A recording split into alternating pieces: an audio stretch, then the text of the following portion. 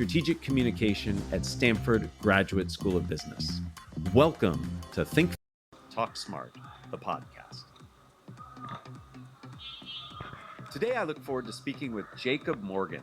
Jacob is a speaker, futurist, and author of several books, including his most recent one called Leading with Vulnerability: How to Unlock Your Greatest Superpower to Transform Yourself, Your Team, and Your Organization. Additionally, Jacob hosts the Great Leadership Podcast. Jacob, thanks for being here with me. Thank you for having me. I'm looking forward to it.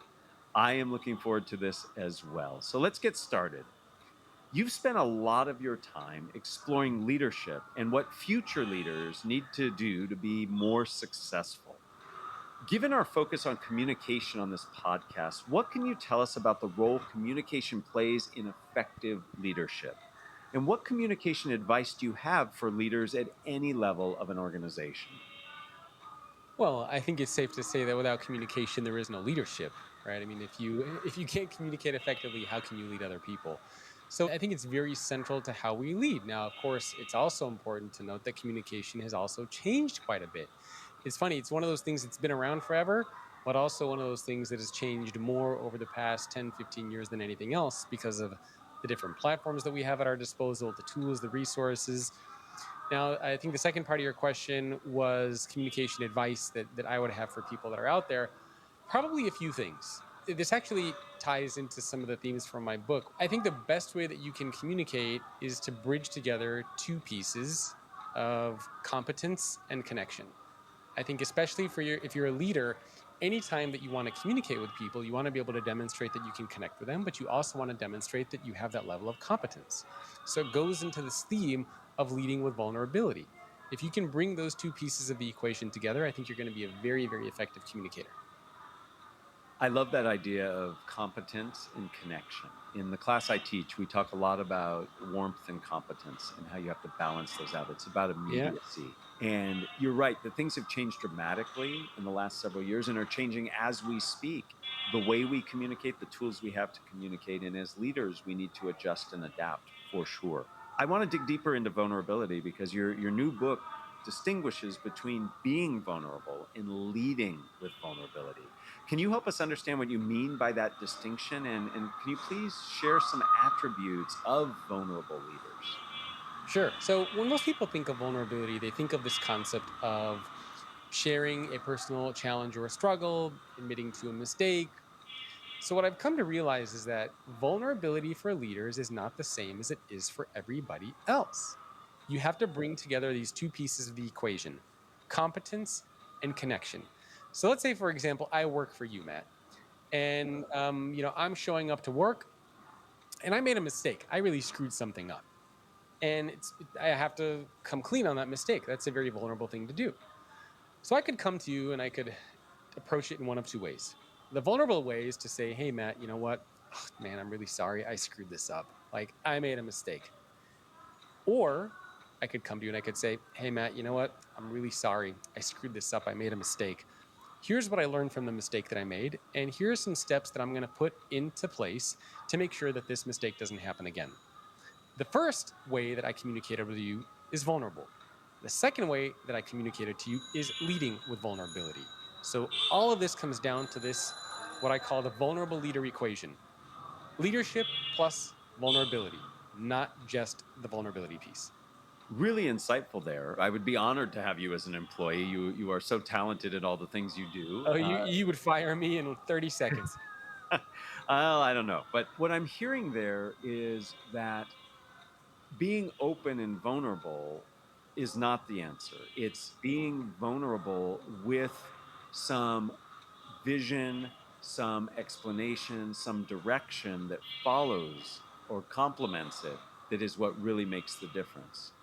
So let me ask a follow-up question. For many of us, it's hard enough just to be vulnerable, right? It's hard to admit our mistakes or that we don't know. What advice and guidance do you have for us as individuals to help us just get the first part of that equation down, being vulnerable?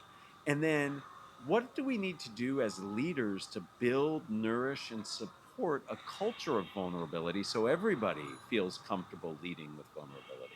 So the first part of that question is interesting because the second part of the equation is the answer to the first part of the equation. So we surveyed 14,000 employees and we asked them, what's the number one thing that's keeping you from being vulnerable at work? And the number one response by far that everybody gave us was, I don't want to be perceived as being weak or incompetent. So it kind of makes you wonder, you take a step back, well, why does being vulnerable make you seem weak or incompetent? Well, because if you just talk about the mistake, if you just talk about the failure and the struggles and the challenges, that's literally what you're doing. You are making yourself seem weak or incompetent because that's the only part of the equation that you're looking at. So, how do you make yourself more comfortable with that? Well, you talk about what you're doing to close that gap, what you're doing to get better, what you're doing to move things forward. So it seems to me that part of what you're saying is the way that we can feel more comfortable being vulnerable is to reframe what it means to be vulnerable, conveying how I'm taking advantage of opportunities to improve.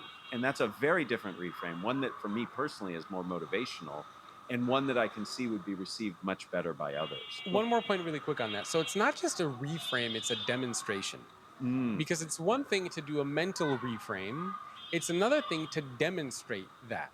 So, for example, you might see that you asking for help about something or admitting to a mistake is an opportunity to get better, right? In your mind, that's how you perceive it.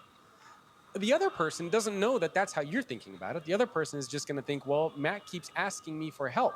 So reframing is a part of it, but demonstrating that you are actually getting better, that you are trying to improve is critical, not just for you, but also for those around you so that you can demonstrate that leadership piece.